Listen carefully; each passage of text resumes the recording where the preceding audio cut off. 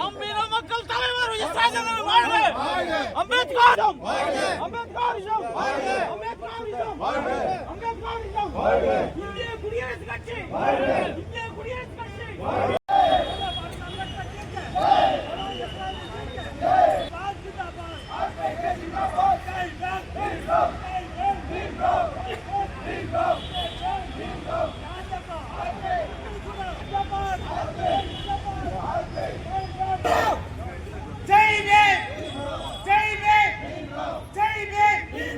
இந்திய குடியரசுக் கட்சி இந்திய குடியரசுக் கட்சி. அம்பேத்கரிசம் தளபதி ராஜேந்திரன் தளபதி ராஜேந்திரன்.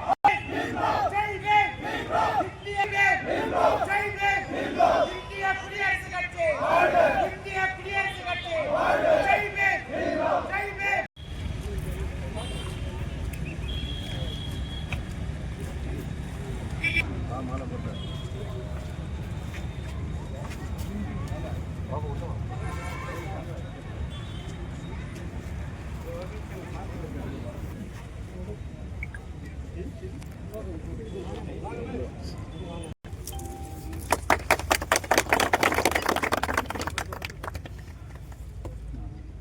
அம்பேத்கரிசம் அம்பேத்கரிசம் அம்பேத்கரிசம்.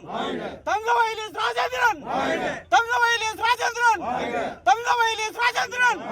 நம்பின மக்கள் தலைவர் ராஜேந்திரன் நம்பின மக்கள் ராஜேந்திரன். ஜெய்பிம்பல் கலந்த வழக்கத்தை உறுதாக்கி கொண்டு அண்ணல் அவர்கள் இறந்து இன்றோடு 69ஆம் ஆண்டு தொடங்க இருக்கின்றது. அண்ணல் அவருடைய செய்த தொண்டுகள் சேவைகள் அனைத்தும் இந்த இந்திய நாட்டினுடைய அனைவருடைய மக்கள் மனதில் இடம்பெற்று இருக்கிறது. இன்றைக்கு அனைத்து வேலைகளும் நடைபெறுகிறது என்றால் அண்ணனுடைய சட்டத்தின் வழியாக நடைபெறுகிறது. அண்ணல் அம்பேத்கர் இல்லை என்றால் நாமெல்லாம் இந்த மண்ணிலே இல்லை. நாமெல்லாம் முன்னொரு ஜென்மத்திலே எல்லோரும் வந்துட்டு அடிமைத்தனமாக வாழ்ந்து கொண்டிருந்த காலம் மாதிரி இருந்திருக்கோம். அண்ணல் அவர்கள் எழுதிய சட்டத்தின் அடிப்படையிலே நாமெல்லாம் இன்று தலை தூக்கி நிமிர்ந்து வாழ்ந்து கொண்டு இருக்கின்றோம். இந்த நினைவு நாளிலே அண்ணல் அவர்களுக்கு அஞ்சலி செலுத்திக் கொண்டு அடுத்தபடியாக நேஷனல் எக்ஸிக்யூட்டிவ் மெம்பர் அண்ணல் Ambedkar death anniversary throat India எல்லா இடத்துலையும் மரியாதை செலுத்தணுன்றாங்க. அவங்களுடைய மரியாதை கவுன்சில் மீட்டிங் எத்தனை கவுன்சில் வந்து மாலை போடணும், இவ்வளோ லீடர்ஸ்க்கு வந்து மாலை போடணும்.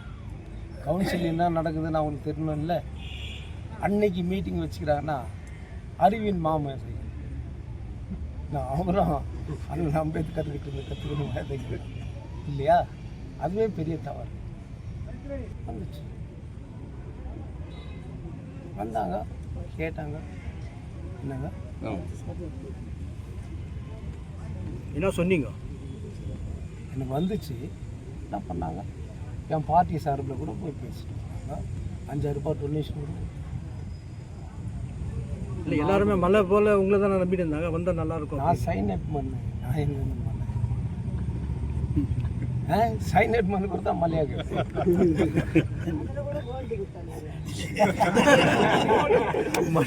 மழையும் சைன் அப் வித்தியாசம் இருக்குது.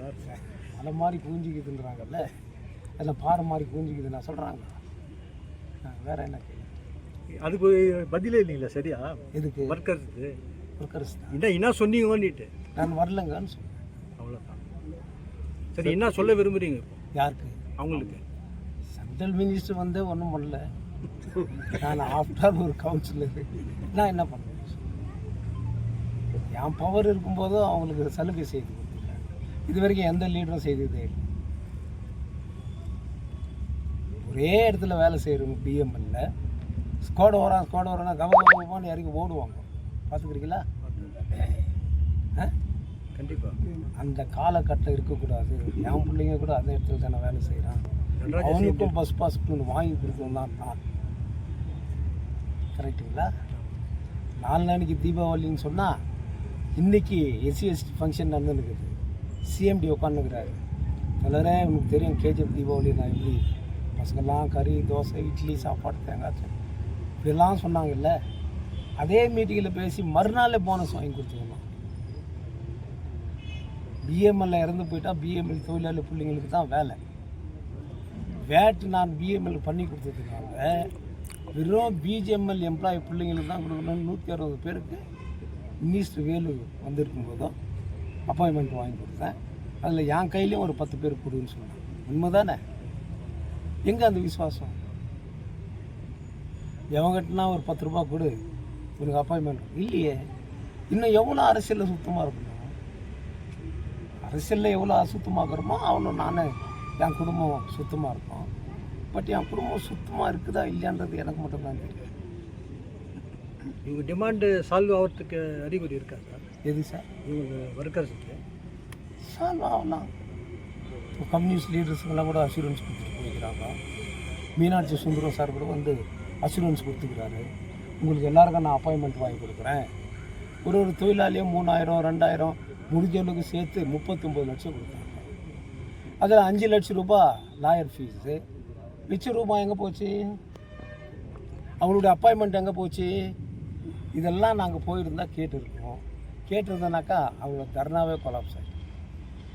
அவங்களுடைய தர்ணா கொலாப்ஸ் பண்ணுறதுக்குன்னா நாங்கள் போக முடியும்.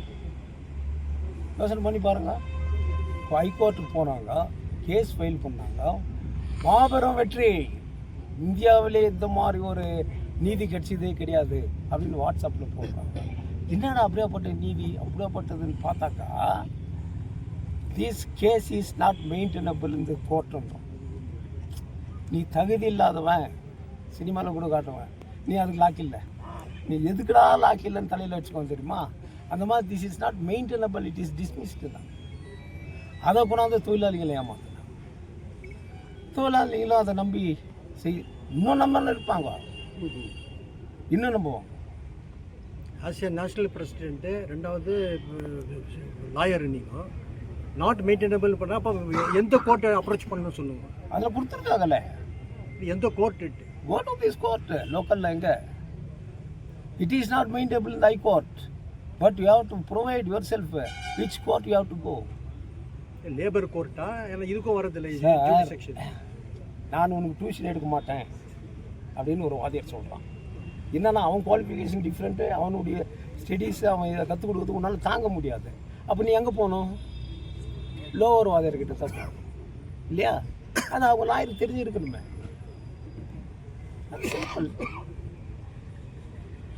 பாவம் பிள்ளைங்க 27 நாள் 28 நாள் உட்காந்தாங்க. Output is nothing. இப்போ 9, 12 கூப்பிட்டுக்கிறாங்க. எதுக்கு கூப்பிட்டுக்கிறாங்க? தரகர வேலை பண்ணுறது.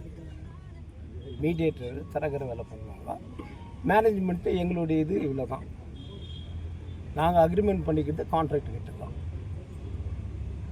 கான்ட்ராக்ட் எவ்வளோ கொடுக்குறானோ கொடுக்கட்டும். அது கான்ட்ராக்ட் மேனேஜ்மெண்ட்டு போகும். மேனேஜ்மெண்ட் 200 ரூபா கொடுறா அப்படின்னா மேனேஜ்மெண்ட் கான்ட்ராக்ட் கொடுக்கணும். இவன் தூக்கி இவன் பாக்கெட்லேருந்து 200 ரூபா கொடுத்துட்டா அவன் நக்கின்னு போயிடுவானா? நல்லா யோசனை பண்ணி பாருங்க. The management should agree with the contractor, okay, we are paying this much, you give this much ன்னு சொல்லலாம். யார் இந்த நெகோசியேஷனில் உட்காந்து பேச வேண்டியது? லீடர்ஸ். இல்லைதான் விஷயமே. அப்பாயின்மெண்ட்டெல்லாம் மேனேஜ்மெண்ட். என்ன சொன்னால் மேனேஜ்மெண்ட்டு அப்பாயின்மெண்ட்டெல்லாம் பேசுறது.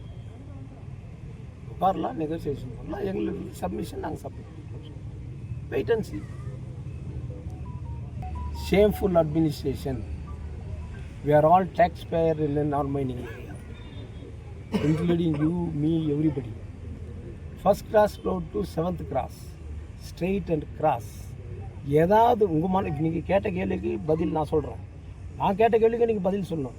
ஏதாவது ஒரு ரோடு நல்லா இருக்கா? யாரும் குறை சொல்கிறதுக்காக இல்லை, பட் அவர் தவறுகளை சுட்டி காட்ட வேண்டியது இட் இஸ் மை டியூட்டி. செய்திருக்காங்களா? இல்லை. ராஜ் கால்வாயெல்லாம் க்ளீன் பண்ணணும். ராஜ் கால்வாய் மேலே வீடு கட்டுக்கிறான் அசோக் நகரில். கமிஷனர் இன்ஜினியர் தர்ணா உட்கார்றாங்க sir. Their capacity is only sitting dharna. அது நீங்கள் நானும் செய்ய வேண்டிய வேலை. These kind of municipalities. Municipal commissioner meeting ಹೋಗಿದ್ದಾರೋ, ಡಿ ಸಿ ಹತ್ರ ಹೋಗಿದ್ದಾರನ್ನ ಎಲ್ಲಿಯಾದರೂ ತಾವು ನೋಡಿದ್ರಾ? ಡಿಸ್ಪ್ಲೇ ಮಾಡಿದಾರಾ ಬೋರ್ಡ್ನಲ್ಲಿ? ಇವತ್ತು ನಾಳೆ ಈ ಮೀಟಿಂಗ್ ಇದೆ, ನಾಳೆ ಇಷ್ಟು ಗಂಟೆಗೆ ಇಷ್ಟು ಮೀಟಿಂಗ್ ಇದೆ. ಪಬ್ಲಿಕ್ ಬರೋದು ಹೋಗೋದು, ಪಬ್ಲಿಕ್ ಬರೋದು ಹೋಗೋದು. ಆ ಸ್ಥಿತಿನಲ್ಲಿ ಇದ್ದಾನೆ ಇದೆ. ನಾನು ಕಮಿಷನರ್ ಸರಿಯಿಲ್ಲ ಅಂತ ಹೇಳೋದಾ, ಇಲ್ಲ ಚೀಫ್ ಇಂಜಿನಿಯರ್ ಸರಿಯಿಲ್ಲ ಅಂತ ಹೇಳೋದಾ, ಇಲ್ಲ MLA ಸರಿಯಿಲ್ಲ ಅಂತ ಹೇಳೋದಾ? ನೀವು ಯೋಚನೆ ಮಾಡಬೇಕು. Public is the superior. ಯಾವುದು ಚೆನ್ನಾಗಿದೆ? ಕುಡಿಯೋ ನೀರಿದ ಹೇಳಿ, ಚೆನ್ನಾಗಿ ಕೊಟ್ಟಿದ್ದೇನೆ ಕುಡಿಯೋ ನೀರು. ಹ್ಯಾಂಡ್ ಹಾಸ್ಪಿಟ್ಲ್ ಹೋಗ್ತಾರೆ, ನೋಟಿಸ್ ಇಶ್ಯೂ ಮಾಡ್ತಾರೆ, ನಿಮ್ಮನ್ನೆಲ್ಲ ಡೆಮಾಲಿಷ್ ಮಾಡ್ತೀವಿ, ಹೊಸ ಬಿಲ್ಡಿಂಗ್ ಕಟ್ಬಿಡ್ತೀವಿ. ಯಾರು ಬೇಡ ಇಲ್ವೇ? ಶೆಲ್ಟರ್ ಏನು ಅವ್ರಿಗೆ? ಈ ಥರನೇ ಒಂದು ಟೆಂಪರರಿ ಶೆಲ್ಟರ್ ಮಾಡಿ ಅವ್ರ ಅಪ್ಲಿಕೇಶನ್ ನನ್ನ ಹತ್ರ ಇದೆ 160. ಆ ಅಪ್ಲಿಕೇಶನ್ ಮೇಲೆ ನಾಳೆ ಅಲ್ಲಿ ಲೋಕಲ್ ಕೌನ್ಸಿಲರ್ ನನಗೆ 10 ಕೊಡಿ, ನನ್ನ ತಾಯಿಗೆ ತಂದೆಗೆ ಇವ್ರಿಗೆ ಅಂದರೆ ಇವರು ಬೀದಿನಲ್ಲಿ ತಾನೇ ಹೋಗಬೇಕು. ಚೆಕ್ ಮಾಡಿದಾರಾ, ಕ್ರಾಸ್ ಮಾಡಿದಾರಾ, ಅಪ್ಲಿಕೇಶನ್ ಈಸ್ಕೊಂಡಿದ್ದಾರಾ? ಮತ್ತು ಯಾವ್ದಕ್ಕೆ ಡೆಮಾಲಿಷ್ ಮಾಡ್ತೀರಿ? ಸರಿ, ಅವ್ರು ಅಲ್ಲೇ ಆ ಶೆಡ್ನಲ್ಲಿ ಕನ್ಸ್ಟ್ರಕ್ಷನ್ ಮಾಡಿದ ತಕ್ಷಣ ಅಪ್ಲಿಕೇಶನ್ ಮೇಲೆ ಯಾರು ಇದ್ದಾರೋ ಅವ್ರು ಕೊಡಿ ಮನೆ.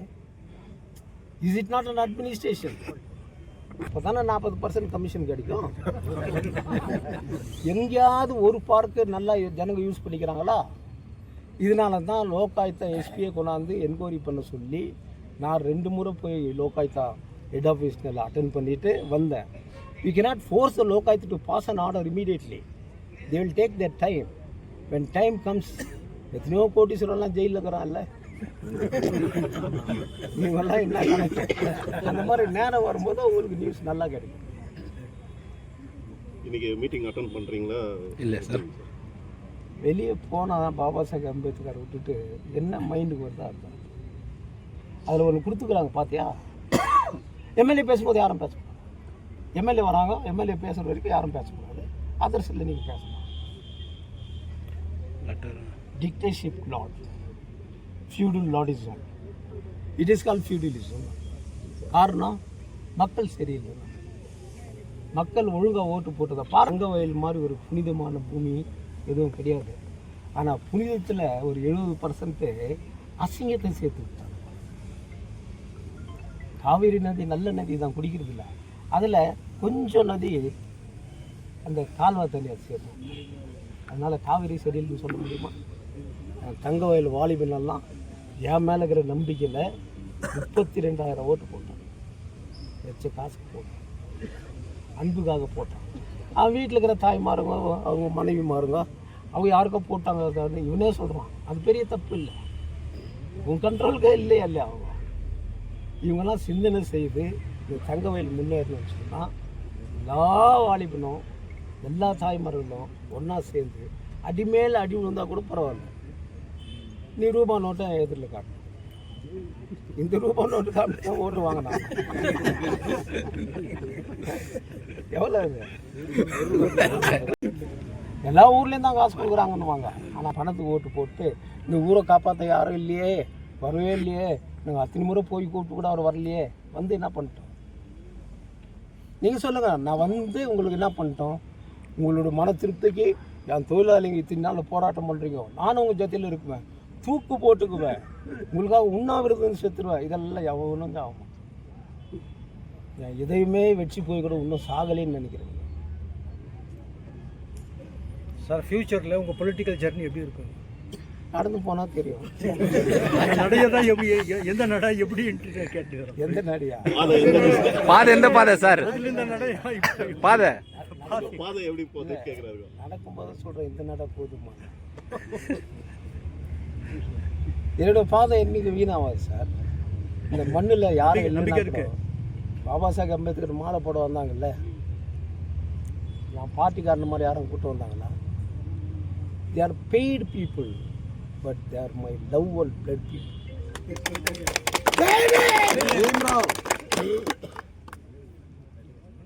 போதுங்களா? சொல்லுங்க சார்.